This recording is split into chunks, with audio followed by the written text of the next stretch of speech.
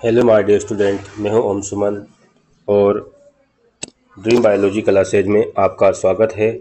और आज हम पढ़ेंगे टॉप 15 क्वेश्चन जो चैप्टर 4 से संबंधित है, वंशागति और विविधता के सिद्धांत चैप्टर से।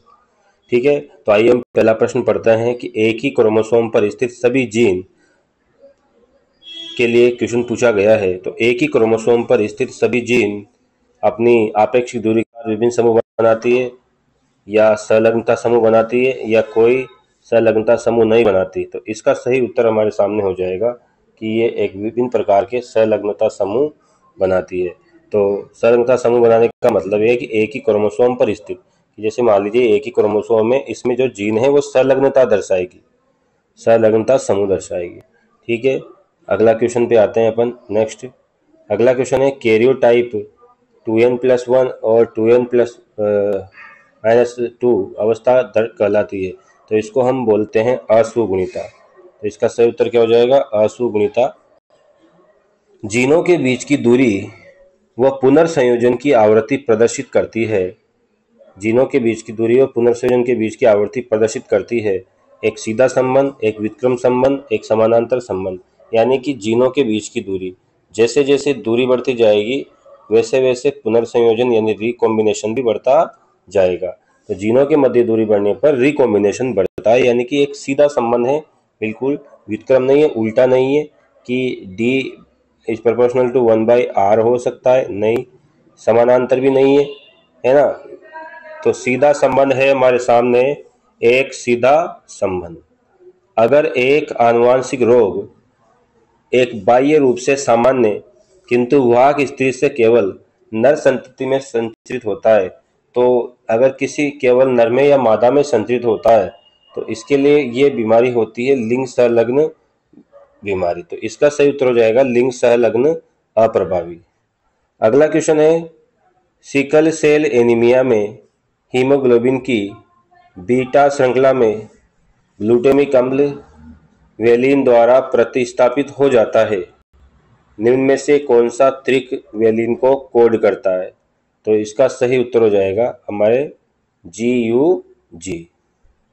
नेक्स्ट अगला आता है व्यक्ति जिनका जीनोटाइप IA IB है AB रक्त समूह प्रदर्शित करता है, ये किसके कारण होता है? IA और IB, यानी कि जब दोनों प्रभावी जीन अपनी प्रभाविता को प्रदर्शित करे तो इसको कहा जाता है सप्रभाविता। इसको क्या कहा जाता है? सप्रभाविता। तो हमारा सही उत्तर हो जाएगा सप्रभाविता। अगला क्वेश्चन है कि ZZW प्रकार का लिंग निर्धारण पाया जाता है। तो ZZ प्रकार का लिंग निर्धारण पाया जाता है प्लेटिपस में, घोंघों में, कॉकरोच में, या फिर मोर में। तो इसका सही उत्तर हो जाएगा हमारे पास मोर में। तो ZZW प्रकार का लिंग निर्धारण पाया जाता है मोर में। दो लंबे पौधों के बीच क्रॉस से ऐसी संतति बनी जिसमें कुछ पौधे बोने थे और दोनों जनक पेरेंट्स का जीनोटाइप पूछा गया है। तो पेरेंट्स का जीनोटाइप बताना है हमको कि पेरेंट्स का जीनोटाइप क्या होगा। दो लंबे पौधों के बीच क्रॉस हुआ, दो लंबे पौधों के बीच क्रॉस हुआ और ऐसी संतति बनी कुछ पौधे बोने थे। तो मान लीजिए कुछ पौधे बोने थे, तो बोने होने के लिए क्या होना चाहिए? बोना कब होगा? जब एक, मान लीजिए एक पेरेंट्स है हमारे सामने। इसको इस तरह से करते हैं कि मान लीजिए बोना कैसे होगा? बोने करने के लिए हमको चाहिए एक पेरेंट्स। ठीक है, तो इसमें एक पेरेंट्स जो है वो कैसा होगा? मान लीजिए ये संतति बोनी हो गई। तो संतति बोनी कब होगी? जब एक पेरेंट से कैपिटल T आएगा, दूसरे पेरेंट से भी कैपिटल T आएगा। लेकिन बोला गया है कि पेरेंट्स लंबे हैं, तो ये पेरेंट्स हमारे कैपिटल T स्मॉल t होंगे, यानी कि हमारा उत्तर 20 में राइट हो जाएगा। ठीक है, समझ में आया? अगला क्वेश्चन, एक द्विसंकर क्रॉस में 9:3:1 का फिनोटाइप अनुपात प्राप्त हुआ। तो ये बताता है दो जीन एक अलील एक दूसरे से पारस्परिक क्रिया कर रहे हैं। ये बहुजीनी वंशागति है, ये बहु अलील का उदाहरण है। जब हमारे पास अनुपात 9:3 आ रहा है, बिल्कुल सिंपल है ना, द्विसंकर क्रॉस में, तो फिर ये क्या बताता है? क्या अलील आपस में क्रिया कर रहे हैं? नहीं, आपस में क्रिया नहीं कर रहे हैं। क्या ये बहुजीनी वंशागति है? नहीं। ये बहु अलील का उदाहरण है? नहीं, बहु अलील का उदाहरण तो रक्त समूह में मिलता है। और दो जीन स्वतंत्र रूप से पृथक हो रहे हैं, दो जीन स्वतंत्र रूप से पृथक हो रहे हैं, तो इसका सही उत्तर आ जाएगा डी। अगला क्वेश्चन है, मेंडल का स्वतंत्र अपव्यय का नियम उन जीनों के लिए सही है जो स्थित होते हैं। स्वतंत्र अपव्यय का नियम सही होगा, यानी जब समजात गुणसूत्रों पर जीन मौजूद होते हैं तो वहां पर संलग्नता प्रदर्शित होती है, और संलग्नता के विपरीत होता है हमारा स्वतंत्र अपव्यय का नियम। तो इसका सही उत्तर हो जाएगा असमजात क्रोमोसोम पर। तो इसका सही उत्तर क्या होगा? असमजात गुणसूत्र पर। नेक्स्ट क्वेश्चन आता है हमारा, कुछ कीटों में, कुछ टैक्सोन में, कुछ में 17 क्रोमोसोम व कुछ में 18 क्रोमोसोम होते हैं। तो 17 व 18 क्रोमोसोम वाले जीन होते हैं। तो 17-18 क्रोमोसोम वाले जीन के बारे में हम डिस्कस कर रहे हैं। तो आइए इसके लिए करके देख लेते हैं कि कीटों में क्या होता है। आपको पता है कीटों में लिंग धारण कैसे होता है?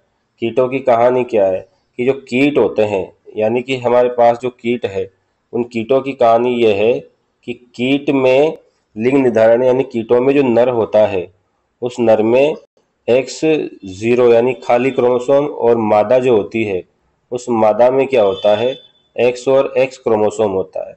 यानी कि बोला गया है कि 17 क्रोमोसोम है। 17 क्रोमोसोम है, तो नर में जो क्रोमोसोम है, यानी कि 17, यानी कि 16 प्लस X0 होने चाहिए, तो टोटल मिला के 17 क्रोमोसोम हो गए। मादा में भी 16 क्रोमोसोम है, लेकिन 2 X क्रोमोसोम है, तो फिर कितने होंगे? 18 क्रोमोसोम। तो एक एक का जो अंतर आता है, वो अंतर किसके लिए किया गया? तो 17 तो क्या हो गया यहाँ पर? नर, और 18 वाला क्या हो गया? मादा। तो ठीक है, चलो वापस आ जाते हैं क्वेश्चन की तरफ। कीटों में तो इसका सही आंसर हो जाएगा 17 तो नर हो जाएंगे, यानी नर में 17 क्रोमोसोम और मादा में 18 क्रोमोसोम। अगला क्वेश्चन है, मनुष्य की अनेक पीढ़ियों में किसी जीन की वंशागति का तरीका वंशावली विश्लेषण से अध्ययन किया जाता है। वंशावली विश्लेषण में अध्ययन किए गए लक्षण किसके समतुल्य हैं? तो ये मेंडेलियन लक्षण के समतुल्य हैं। मेंडेलियन लक्षण के क्या है? समतुल्य है।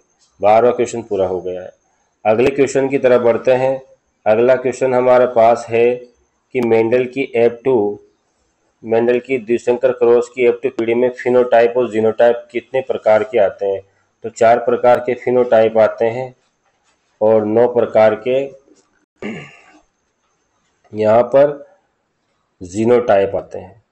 ठीक है, तो ये था हमारे पास यहाँ पर मेंडल के नियम। किसी और रक्त समूह वाले व्यक्ति, एक प्रश्न बहुत सिंपल सा है, किसी और रक्त समूह वाले व्यक्ति के माता व पिता रक्त समूह ए और बी है, तो माता पिता का जीनोटाइप क्या होगा? संतान का ब्लड ग्रुप तो किसी और रक्त समूह वाले व्यक्ति के माता पिता का रक्त समूह ए बी है। तो प्रश्न बिल्कुल अच्छा है। माता पिता का रक्त समूह दिया रखा है अपन को, तो माता पिता का रक्त समूह दे रखा है, तो इसे सोल्व करते हैं। देखो आपके सामने ये प्रश्न बहुत अच्छी तरीके से सोल्व किया जाएगा। देखिए, तो संतान है ओ, तो ओ ब्लड ग्रुप होने के लिए क्या होना चाहिए? आप सबको बताया कि किसी का ब्लड ग्रुप ओ है, तो उसके लिए क्या कंडीशन होनी चाहिए? उसके लिए कंडीशन होनी चाहिए आई और आई, यानी दोनों अप्रभावी जीन इसके साथ रहेंगे। अब पिता से आएगा आई और माता से भी आएगा आई, तब जाके ओ बनेगा। ठीक है, तो पिता का ए बोला है, तो पिता का क्या होगा? ए में आई ए आई, और माता का भी क्या होगा? आई बी और आई। तो इस तरह का यहाँ पर ये जीनोटाइप बनेगा। तो ये जीनोटाइप किस टाइप का बना? ये जीनोटाइप जो बना है, इसको हम क्या बोल सकते हैं? इसको हम बोल सकते हैं विषम युग्मजी। क्या बोल सकते हैं इसको हम बोल सकते हैं विषम युग्मजी। तो विषम युग्मजी टाइप का यहाँ पर क्या बना है? जीनोटाइप बना है। क्या बना है? जीनोटाइप। तो विषम युग्मजी जीनोटाइप हमारे सामने प्रदर्शित हुआ है। तो आप इसमें से चेक कीजिए, माता पिता दोनों के लिए रक्त समूह ए है और बी के लिए विषम युग्मजी है। हाँ, तो विषम युग्मजी आ रहा है, माता पिता का ब्लड ग्रुप। ठीक है, तो ये हमारे प्रश्न थे, बहुत ही शानदार तरीके से अच्छे क्वेश्चन थे, मैंने आपको कराए। उम्मीद है आप लोगों को जरूर पसंद आएंगे।